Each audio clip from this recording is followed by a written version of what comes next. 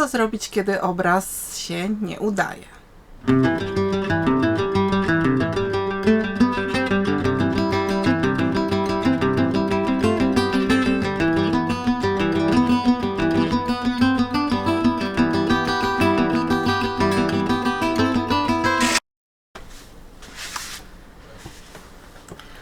No i stało się. Obraz mi nie wychodzi. To się zdarza raz na jakiś czas, nie jest to żadna tragedia, ale nie jest to nigdy przyjemne uczucie. I dzisiaj chciałabym Wam pokazać, co robię, w jaki sposób ratuję obraz, jeżeli postanowię go ratować, bo czasami po prostu wywalam go i stwierdzam, że nie ma sensu. Ale dzisiaj, ponieważ jest to taki temat, zdjęcie, które bardzo mi się podobało, więc stwierdziłam, że chcę go uratować i zobaczyć, co się da zrobić. Myślicie sobie teraz pewnie, że skoro oglądacie ten film, to pewnie mi się udało. Otóż nic bardziej mylnego, ponieważ postanowiłam, że puszczę ten film niezależnie od tego, co z tego obrazu wyjdzie. Także w tym momencie wiecie tyle samo, co ja. I tak, wszystko przed nami. Pokażę Wam teraz ten obraz. W tym momencie wykryłam dwa główne problemy, jeden większy tak naprawdę. Główny problem jest taki, że skala walorów jest kopnięta. W sensie zrobiłam za jasno w jednym miejscu. Tutaj jest to miejsce, na pewno jest za jasno, w związku z czym ta postać w środku tak jakby lewituje w niebycie, więc to musiałabym na pewno przyciemnić. Drugą rzeczą taką istotną jest to, że zastanawiam się jeszcze nad kolorami, jak to rozwiązać. Mam wrażenie, że mam zbyt małą taką wariację kolorystyczną, zwłaszcza jeżeli chodzi o te szaro-turkusowo-niebieskie miejsca, więc będę musiała nad tym też popracować. Tym miejscem, które mi się podoba, jest przede wszystkim ten obszar tutaj z tą postacią i te stoiska z prawej strony. Ta postać z lewej jest specjalnie przeze mnie tak lekko potraktowana, dlatego że ona tak jakby wchodzi nam trochę w kadr i nie chciałam, żeby skupiała na sobie za dużo uwagi. Jeżeli bym ją bardzo dopracowała, to byśmy od razu patrzyli na nią, a tak naprawdę chodzi mi o to, żeby to ta postać troszeczkę dalej była takim centrum zainteresowania. Także w tym momencie będę musiała pracę poprawić. Zanim zacznę te poprawki, zrobię sobie jakieś takie małe szkice. Też skalę szarości zrobię i jakieś malutkie szkice kolorystyczne. Pokażę Wam też, bo miałam już wcześniej zrobiony szkic z tej pracy. I widać tutaj wyraźnie, gdzie jest ta jasna część, a gdzie jest ciemna. Tak bardzo jest kontrastowo. I po prostu w tej pracy tego nie dopilnowałam.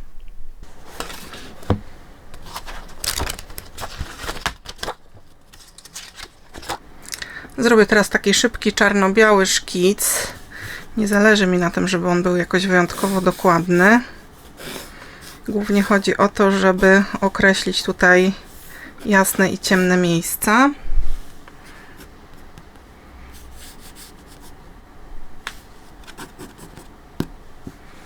Ok, tyle wystarczy. Najpierw zacznę od najjaśniejszych miejsc, to co jest oczywiste.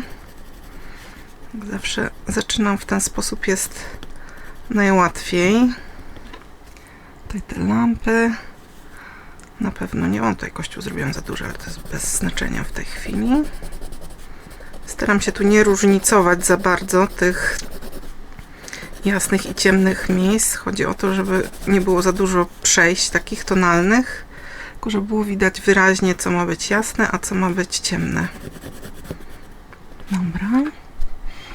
Teraz tak, na pewno są tu jasne takie kontury dookoła tych moich postaci. Mrużę teraz oczy, żeby wyraźnie zobaczyć te najjaśniejsze miejsca. Teraz drugą rzecz, którą zrobię, to te najciemniejsze. I teraz tak, co jest tak samo ciemne, a przynajmniej podobnie ciemne, bo będę miała dosyć ograniczoną tą ilość szarości tu. Ta część to jest daszek. To wszystko idzie na bardzo ciemno. Dobra, teraz patrzę jeszcze z tej strony. Mam trochę takich ciemnych miejsc. Tu z tej strony jej głowy i wokół włosów. Bo w tym momencie mam 3 walory. Mam biały, czarny i ten pośredni ton, który jest kolorem kartki.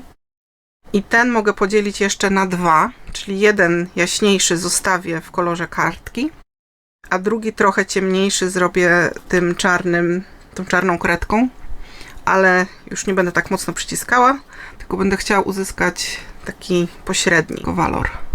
Muszę zobaczyć, które rzeczy są jaśniejsze, a które ciemniejsze. Jaśniejsze są te, które są w tle, zupełnie daleko, na dalekim planie, czyli ten kościół, to chyba kościół tam jest, i tutaj ten budynek i to, co się wokół niej tu dzieje, a tutaj już jest ciemniej trochę. Te są troszeczkę ciemniejsze od tego, co się dzieje w tle. To będzie też z tych ten ciemniejszy kolor. Tu w ogóle się nie zastanawiam, jak wygląda jej twarz, włosy i tak samo tutaj ta postać, głowa. No, już się zaczynam trochę za dużo bawić.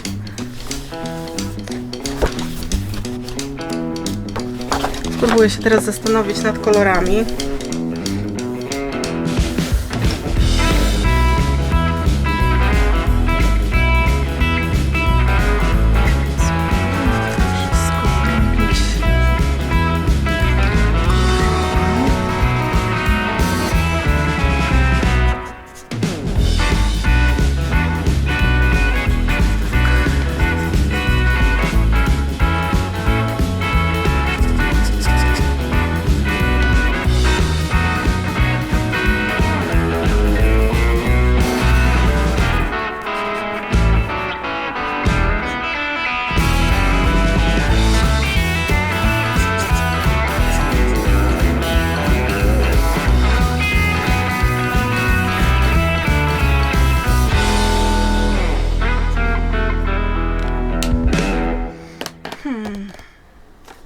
Troszeczkę w tych kolorach chciałam nawiązać do tego, co już mam, bo nie chcę zupełnie wszystkiego zmieniać, więc będę miała szare turkusy albo szaro-niebieskie i brązy i do tego jeszcze trochę żółci i różowego, więc muszę w tej gamie kolorystycznej się zamknąć, ale mniej więcej chyba tak to trzeba będzie zrobić. Ok, teraz Wam pokażę z bliska, jak to wyszło.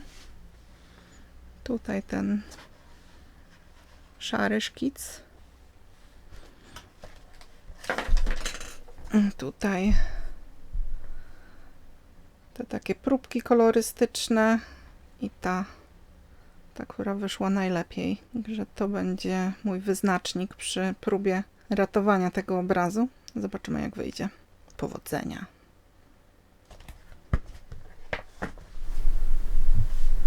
I teraz czas się zabrać za malowanie.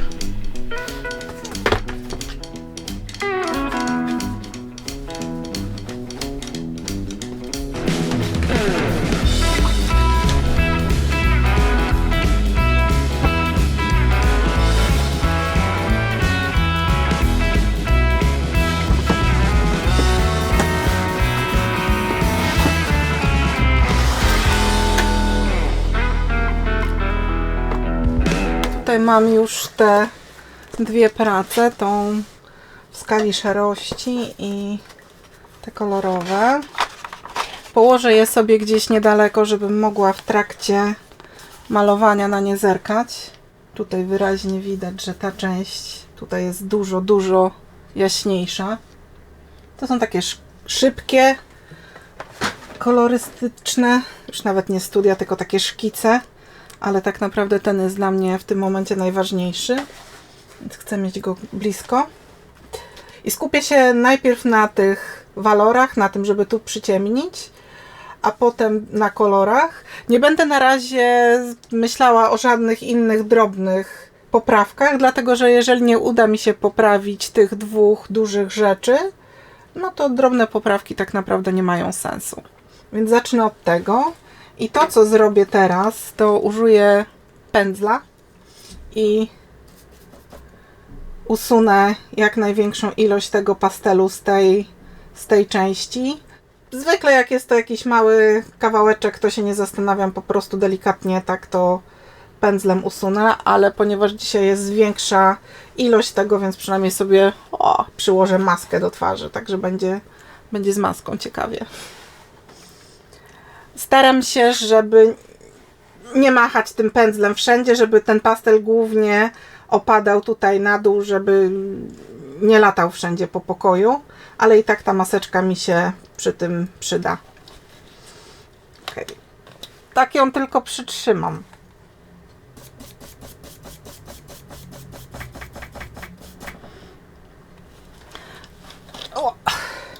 Zobaczcie, że tutaj jak już usunęłam te troszeczkę jaśniejsze kolory, od razu ta postać zaczyna się bardziej zarysowywać, więc to jest na pewno dobry pomysł, żeby tą część przyciemnić.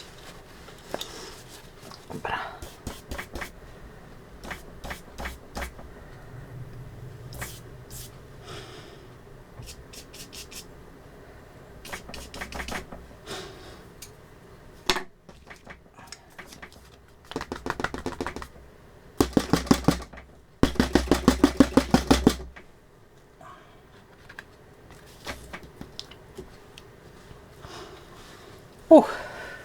No dobra. Jak wy widzicie, dużo mi się udało tego pastelu usunąć. Mi się coś odkleja.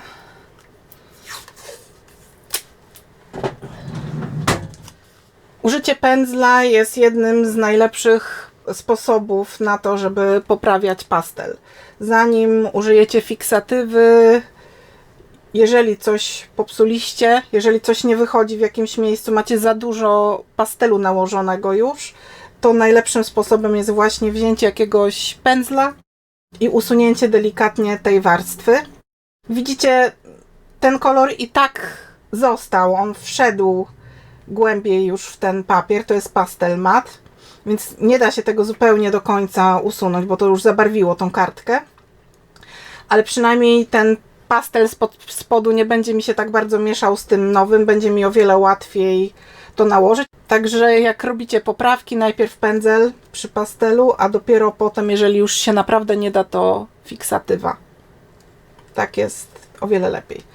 No i teraz mogę zabrać się do naprawiania tego.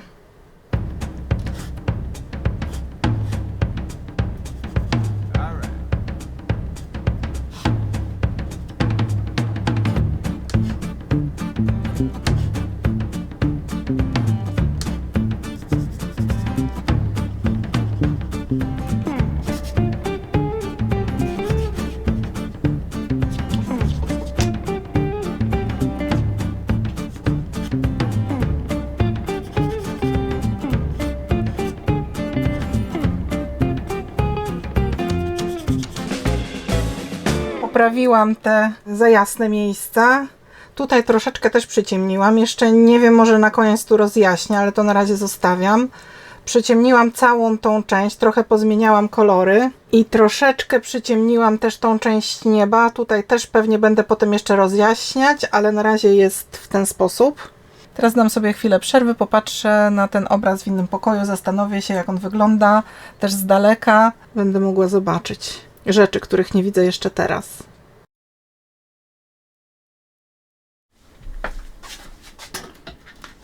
Teraz oczywiście się okazało, że mam miejsca, które są za ciemne. Więc będę rozjaśniać i tak raz w tą, raz w tamtą. Będę rozjaśniać odrobinę tu. Tą część zostawię. Ostatecznie prawdopodobnie też ją rozjaśnię, ale na razie jeszcze chcę ją zostawić taką. I tutaj może odrobinę jakichś jaśniejszych miejsc dam.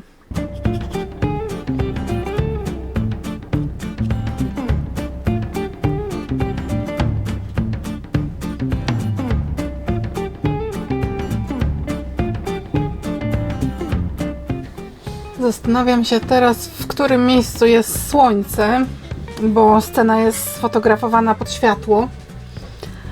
I tak sądząc po tym, jak padają cienie i że tutaj jest tak rozświetlone, to myślę, że słońce jest gdzieś tu, więc tu zrobię najjaśniej na niebie. Ale tak bez przesady.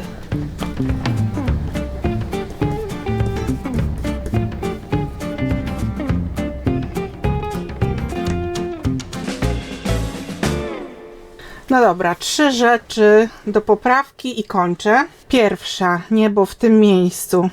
Tam były jakieś rzeczy w tle, ale tak jak patrzę, to tak troszeczkę to jest zbyt skomplikowane tu, więc chcę to troszeczkę uprościć. Druga rzecz, tutaj użyłam takiego zielono-turkusowo-żółtego koloru i muszę go jeszcze gdzieś powtórzyć, dlatego że tak dziwnie wygląda, że tu jest i tam nigdzie nie ma. I teraz trzecia rzecz jeszcze. Tutaj to światło. Generalnie jest dobrze, ale chciałabym, żeby tu troszeczkę było go więcej. Jeszcze jedna rzecz mi się przypomniała. Tutaj na zdjęciu jest taki jakiś jasny obszar, ale on mi nie jest do niczego tu potrzebny. I ja go tu po prostu przyciemnię.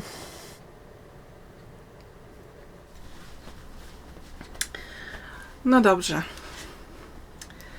A więc tak, obraz właściwie skończony. Można powiedzieć, że ratunek się udał. Zostawię go na parę dni, 2-3, popatrzę na niego, może jeszcze znajdę jakieś drobiazgi do poprawy, ale generalnie myślę, że wyszło ok. I dlaczego pokazuję Wam taki film, w którym zmagam się z materią malarską i w dodatku jeszcze na tyle trudną materią, bo już od razu zaczynaliśmy dzisiaj, kiedy coś nie wychodziło. Jest coś takiego, że kiedy oglądamy pracę innych osób albo znanych malarzy w albumach, albo znanych lub nieznanych malarzy na Instagramie, kiedy patrzymy na te prace i widzimy, jakie one są fajne, jak one dobrze tym ludziom wyszły, to mamy takie poczucie, że nie jesteśmy równie dobrzy, dlatego że tyle prac nam nie wychodzi. A prawda jest taka, że przecież nie wiemy, ile prac nie wyszło tym wszystkim innym twórcom i zwykle w albumach, to już najczęściej, pokazuje się takie prace, które są nie tylko dobre, ale po prostu najlepsze od danego artysty. Mało kto pokazuje ten swój warsztat artystyczny od tej najmniej ładnej strony. Nie powiem, że brzydkiej, ale mało kto pokazuje swoje porażki tak naprawdę. I warto pamiętać o tym, że to, że praca nie wyszła, nie jest tragedią, tak naprawdę jest to nieodłączna część tworzenia. Zawsze co któraś praca nie wychodzi. Im więcej tworzymy, tym więcej będziemy mieli takich prac, które nie wyszły. I trudno się z tym pogodzić, bo człowiek ma zawsze takie poczucie, że jak to, przecież mam już to doświadczenie, daję radę i nagle taki gniot. No ale cóż, najwyraźniej tak to musi być. Co jakiś czas jakaś praca jest dużo lepsza i co jakiś czas jakaś praca jest po prostu do wyrzucenia. Dlatego właśnie pokazałam Wam dzisiaj tę pracę i moje z nią zmaganie, żebyście mieli takie poczucie, że każdemu nie wychodzi. I że złe prace to nie tragedia. Zła praca zawsze się zdarzy, należy nad nią przejść do porządku dziennego, wyciągnąć wnioski i ruszać do następnej. Nie zatrzymywać się za długo, nie rozpaczać, nie mieć żadnego takiego myślenia, że do niczego się nie nadaje. Złe prace są częścią procesu. Czasami udaje się uratować, tak jak mi dzisiaj się udało, ale bardzo często po prostu nawet nie chce mi się jej ratować, dlatego że ratowanie obrazu wymaga o wiele większego wysiłku, moim zdaniem, niż namalowanie nowego obrazu od zera. Tak przynajmniej u mnie jest. Ja dosyć szybko pracuję. Pastel jest taką techniką, która pozwala na szybką pracę. Jeżeli mam się dziubdziać i męczyć nad pracą, która prawdopodobnie już nie będzie najlepsza, jest duża szansa, że w ogóle się nie uda, Więc ja w tym momencie wolę bardzo często zacząć następną pracę. A nawet jeżeli je poprawiam, dzisiaj się udało, ale za innym razem mogłoby się nie udać i ten cały wysiłek byłby no tak naprawdę na nic, bo praca by poszła do kosza. Nie wiem, co wy o tym sądzicie, o pokazywaniu takich trudniejszych momentów w czasie tworzenia. Jeżeli taki pomysł wam się podoba, to polubcie film i do zobaczenia za tydzień.